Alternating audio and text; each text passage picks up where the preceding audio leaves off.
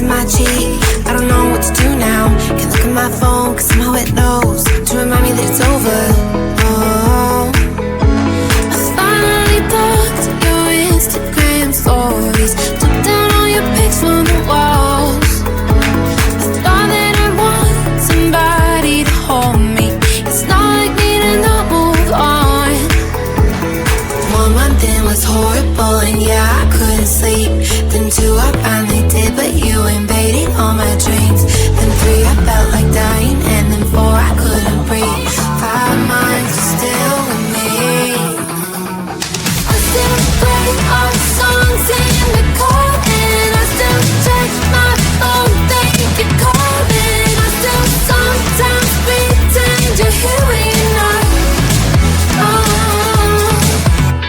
And I still wear your t-shirt to bed, and I still read the text you would send, and I still wish that you were here but you're not.